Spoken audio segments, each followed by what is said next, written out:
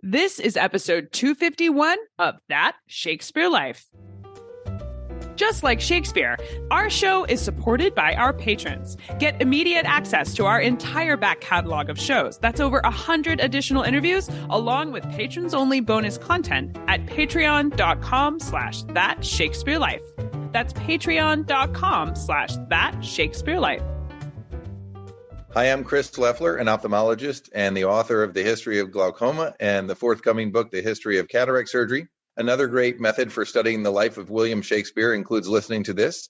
It's That Shakespeare Life with my friend Cassidy Cash.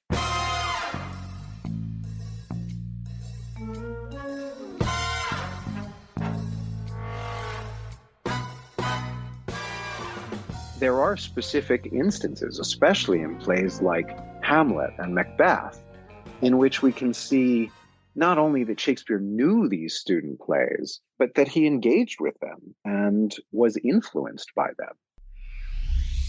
Welcome to That Shakespeare Life with Cassidy Cash. Cassidy believes that if you desire to successfully learn or perform Shakespeare's plays, then understanding the real life and history of William Shakespeare himself is a must. That Shakespeare Life is the podcast that helps you go beyond the curtain of some of Shakespeare's most iconic works and explore the world of early modern England as Shakespeare would have lived it, learning from the writers, historians, and performers who know it best. And now, here's Cassidy. The theaters of the Globe, the Curtain, and the Swan all resided in parts of London considered outside of the law and housed disreputable players. In a strange twist of irony for Shakespeare's England, however, one of the most highbrow places in society also held dramatic performances in high esteem, and that place is the university.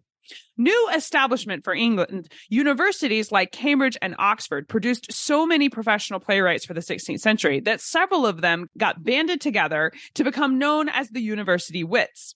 Here this week to help us understand the role of players at major universities, as well as who it was that performed there and how these dramatic presentations interacted with those of Shakespeare, is our guest and author of a new publication on university dramas in early modern England, Daniel Blank.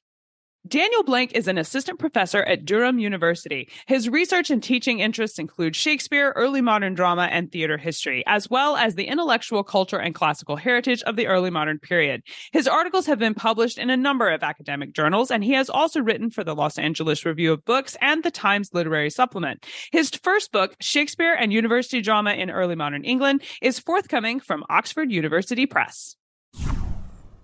Hello, Daniel. Welcome to the show. Thank you so much for having me. When I think about plays and players from Shakespeare's lifetime, I had always thought that they were considered this very lowbrow form of entertainment during Shakespeare's lifetime. They were disreputable. They weren't the cool kids, right? They were sort of this thing over here that people did. Certainly people like the Puritans made a big fuss about them, which made it really surprising then to consider universities, which by contrast were considered, very highbrow. Originally, they were training, the clergy, the ultimate, symbol for morality in society. So it was surprising to know that universities would be staging performances. Why were they interested in this form of entertainment? Well, there were two ostensible purposes for university drama, at least initially, when this tradition gets started in the very early 6th century. And it relates to what you're saying, the training of clergy and the training of future statesmen. And it relates to rhetoric, right? The first ostensible purpose of university drama is to train students in Latin and rhetorical proficiency. Students were, at least in theory, learning to speak and to perform. Their scholarly audiences were thought to benefit from this as well. Now, the second main purpose was religious. And again, this relates to what we're saying about clerical training. Plays were thought to help to propagate Protestant values through the depiction of scenes from Christian as well as classical antiquity. So these are the kind of very clear pedagogical aims which allow dramatic performance to be a justified activity within the university setting. However, it is important to remember that not everyone is on board with this, right? Almost as early as we can detect dramatic activity in the early modern universities, we can also detect that there's a faction objecting to it. I think your question speaks to something really important, and it's worth noting that even those who stand by its pedagogical value, they still think of dramatic performance by commercial players as immoral and potentially corruptive. In the 16th century, there was a group of college-educated playwrights that joined forces, and they called themselves the University Wits. Daniel, tell us about this group of people. Are these men like Christopher Marlowe and George Peele, and are they examples of university players? Well, the term university wits is actually a modern coinage. It wasn't actually coined until the 19th century when it's used to describe this group of playwrights who take from Oxford and Cambridge in the late 1570s and the early 1580s. And then they go on to careers as writers and playwrights in London. Christopher Marlowe is, of course, the most famous, but it also includes would have seen student plays when he was an undergraduate at Cambridge. And there's been actually a considerable amount of speculation about which ones he might have seen. One really intriguing possibility, actually, is a Latin tragedy called Ricardus Tertius, which is a really spectacular production that may have been a forerunner of Shakespeare's Richard III. It's a play on the same subject. So we suspect that Marlowe probably would have seen plays. Undergraduates were seeing plays, we think, at least with some frequency. But we don't know if he would have been involved in student theatrical productions. We just don't know enough about his time at university. And it's also worth noting that the archival record of university drama is really incomplete. It has a lot of limitations. Now, George Peele, the other playwright you mentioned, is a really interesting case. Peele graduates from Oxford in the late 1570s, but he seems to maintain a relationship with the people there, with academic figures still at the university, and particularly with someone named William Gager. Now, Gager is one of the most successful and influential academic playwrights of the 16th century. And he's someone whom I discuss in my book as just an extremely important figure in the world of university drama. Gager and Peele seem to have collaborated on a specific theatrical occasion in 1583. And that's a really fascinating and, in fact, quite a rare instance of a professional playwright working together with a university playwright. And we have the documentation for this.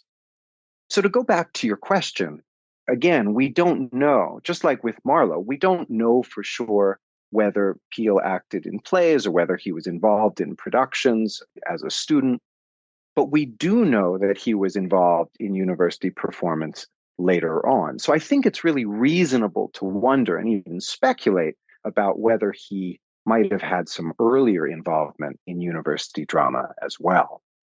When we can see that they are overlapping here from university drama to, I'm going to use the phrase professional drama as a counterpoint there.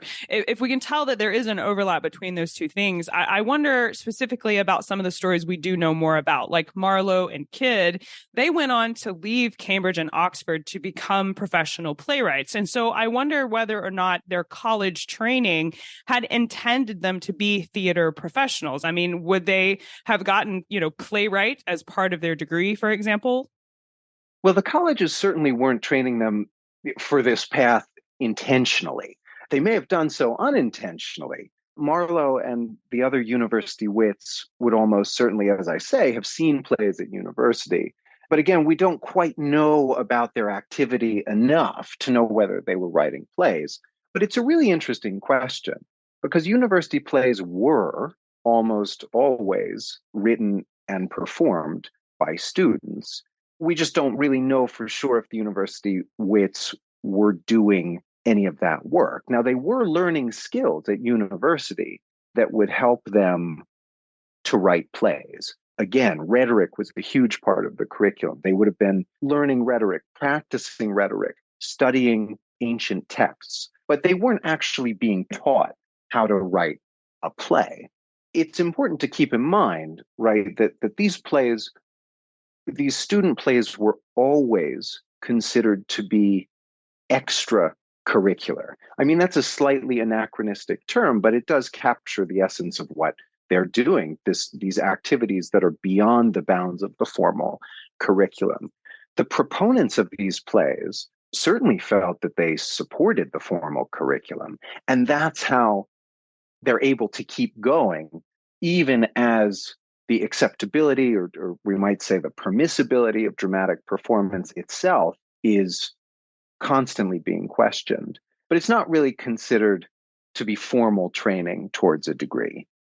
I know that Shakespeare got made fun of for not being university educated. So I wonder if there was a point of value among the industry of playwrights where it was considered a good thing to have a university education if you were going to work in that industry. Or conversely, was it considered, if you were university educated, had you stepped outside of into a profession that was beneath your education, for example, would you have been scorned somewhat or taken on any kind of shame for choosing to move into the playwriting industry after you spent years at Oxford and Cambridge?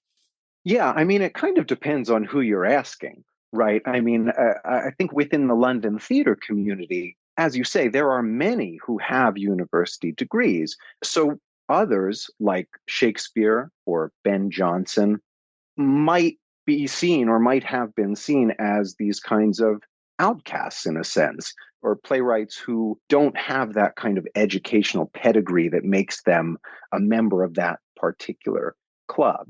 Another element of this is that there's a great deal of discussion happening in this period about the purpose and the function of a university degree, who's getting them, what they're good for, what they can be used for, what career paths they lead to.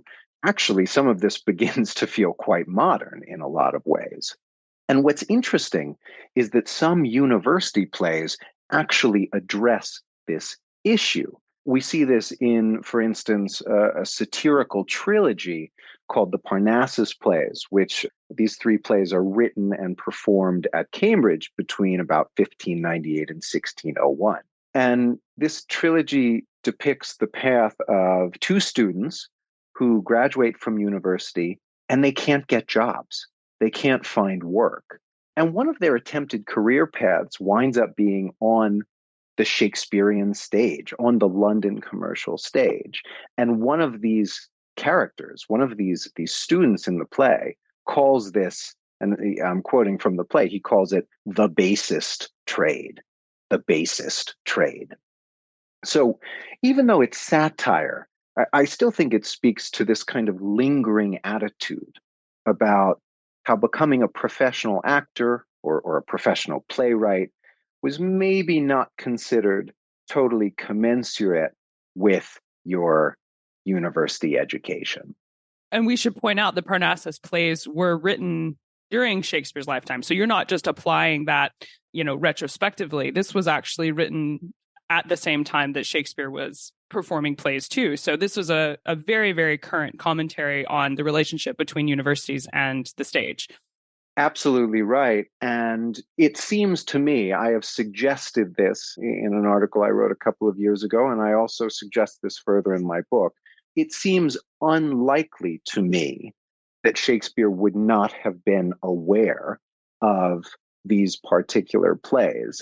They poke fun at Shakespeare himself several times. And in fact, when these two student characters within the Parnassus plays are auditioning to become actors on the public stage, they audition before character versions of Richard Burbage and Will Kemp, who were in reality two members of Shakespeare's troupe, of the Lord Chamberlain's Men. So I think you're absolutely right. This is happening during Shakespeare's lifetime, and it's something that it seems to me he would almost certainly have been aware of.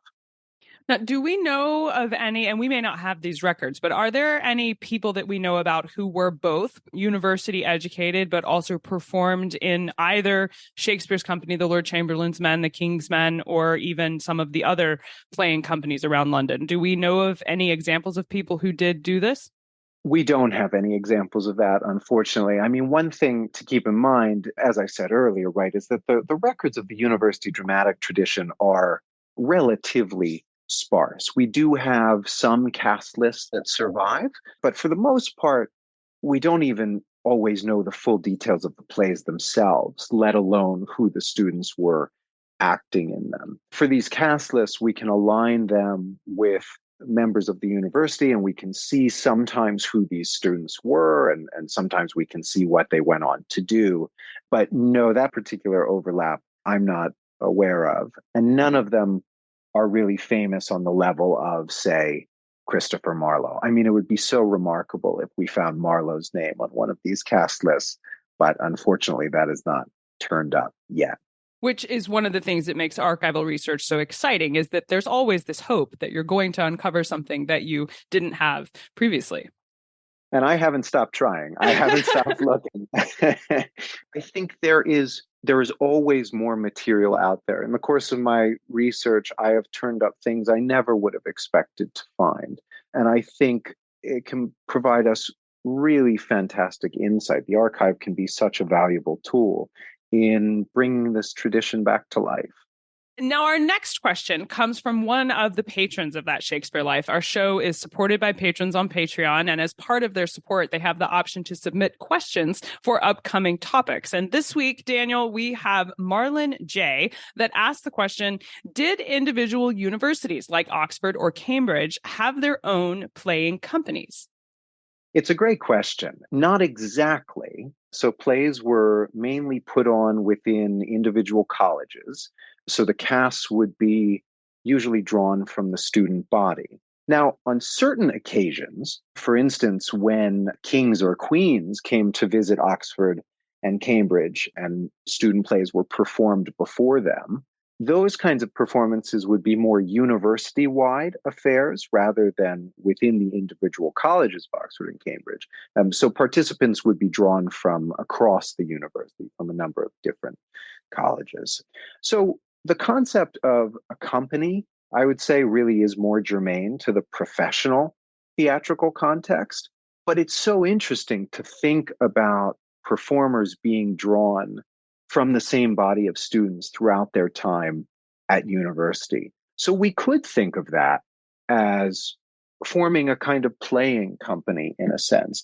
And, you know, anyone who's done student theater, who's been part of, say, an undergraduate theater troupe, myself very much included, knows that you build up a kind of rapport with other actors over the course of multiple shows. So you do form, I think, a kind of company, even if it wasn't a professional company in the sense that, say, Shakespeare's was. So what kind of plays did the universities perform? Do we have surviving records of specific performances? And I'm especially interested in what language they performed them in. Was it done in English or in Latin? Because I know Latin was the language of the university. From what we know, students were often performing Latin classical texts, Plautus, Terence, Seneca, all the kind of heavy hitters from the ancient Roman playwrights. And they were performing these either as they had them or sometimes in slightly modified versions. There were also performances of ancient Greek plays, but these seem to have been much less frequent.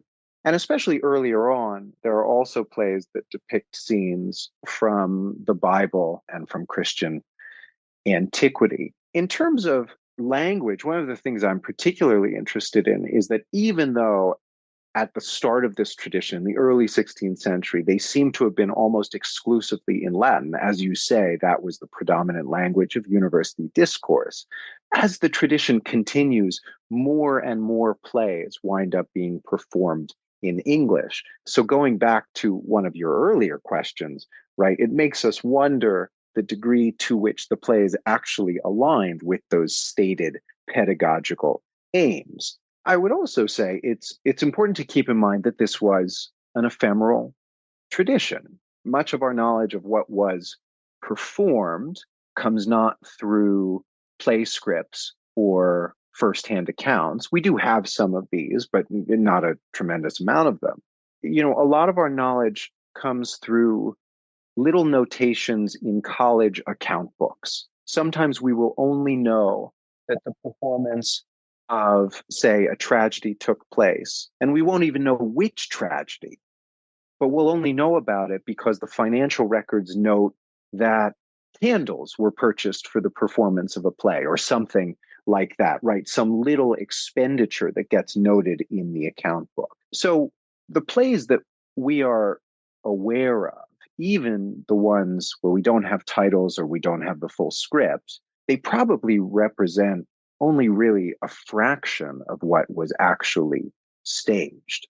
But to come back to your question, one of the things my book is most interested in are the plays that are less rooted in classical or religious traditions, and plays that are more interested actually in contemporary university life, much like the Parnassus plays that we were discussing earlier. These were the kinds of plays I think that were particularly interesting to Shakespeare. And that's something that my book discusses at some length. So we know about Shakespeare's plays being performed at locations like the Globe or at royal court before the monarchs, but where would university dramas have been performed? And were they subject to the same regulations that Shakespeare's company were compelled to follow through the Master of the Revels? For the most part, these plays were performed in college dining halls. And in fact, that's one of the most exciting things about this branch of early modern drama is that a lot of the original performance venues are still standing. For instance, the dining hall at Christ Church in Oxford, now people know it from Harry Potter fame, but much else happened before that. That was one of the most important and frequently used locations. By comparison, none of the original London theaters where Shakespeare's plays were performed have survived. But with university drama, some of the venues are not only still intact, they're actually still in use. So these performances are, in some sense, taking place in their own sort of internal spheres.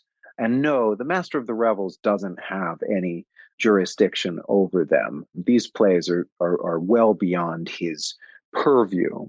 But this somewhat internal, we might say, this internal nature of these performances raises what I think is a really crucial question.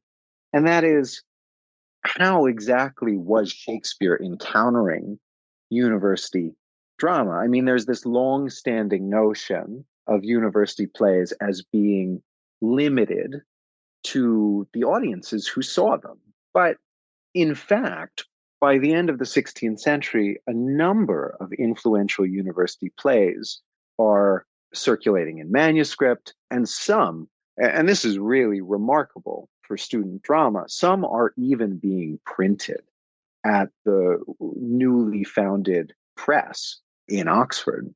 So Shakespeare may have accessed these plays either written down or in print, or maybe even through word of mouth from people like the university wits, right, who may have seen them firsthand. And my larger project, my book, has aimed to show that there are specific instances, especially in plays like Hamlet and Macbeth, in which we can see not only that Shakespeare knew these student plays, but that he engaged with them and was influenced by them. So what were the university dramas that influenced Hamlet and Macbeth? It's a slightly complicated question, but with Hamlet, one of the plays is by that playwright, William Gager, who I mentioned earlier. He puts on a version of Seneca's Hippolytus in the early 1590s that I believe shaped certain aspects of Hamlet's character. With Macbeth, there's a very interesting parallel between that play and a performance at Oxford, a short performance in 1605, when King James I makes his first visit to the university. And he's met by 3 students outside of St. John's College who speak of an ancient prophecy about people named Macbeth and Banquo. And essentially, James is stated to be the fulfillment of that prophecy. I won't go into precisely what Shakespeare takes from these university plays. That much needs a little more teasing out. And I do that at some length in the book. But these are the kinds of plays that he seems one way or another to be encountering and to be really fascinated by. So what was the relationship like between playing companies of England and the dramas being done at universities? Was there any animosity between these two groups? We've established there's overlap and even some borrowing from the two groups, at least from the professional side. They're borrowing from university dramas in Hamlet and Macbeth. But I wonder if there was any animosity. Were they considered rivals or did they work together? Well, one thing we do know is that students seem to have loved to go to see professional players when they came to town, even though they were not really allowed to. There were actually prohibitions set up by the university saying that students would be punished for going to see performances by these traveling players. And the university does everything in its power to prevent the temptation, as it were, the temptation of going to see these plays. They prohibit professional players from performing within the university itself, from within what we would call the university's precincts. But the university authorities don't actually have jurisdiction over performances in the towns of Oxford or Cambridge. So one thing they try to do is, and I find this so kind of amusing and remarkable that we know about this, the universities actually will pay traveling players to go away. So there's a notation in the Oxford Vice Chancellor's accounts from the year 1589, I believe, just to take one example. And it records that the university paid an acting troupe so that they would leave without annoyance. I mean, the Latin phrase is a little different, but that's the meaning, that they will, just get out of there without annoying people further. So there's not so much animosity between the groups themselves as there is between professional playing companies and university authorities. But it's worth noting that the authorities, they aren't totally successful, and there are lots of performances that take place in the towns of Oxford and Cambridge. One of the most famous instances is when Shakespeare's company, the King's Men, they go to Oxford in 1610 because the London theaters were closed due to an outbreak of plague. And they did what they had done several times before, which was to pack up a few shows and take them on the road.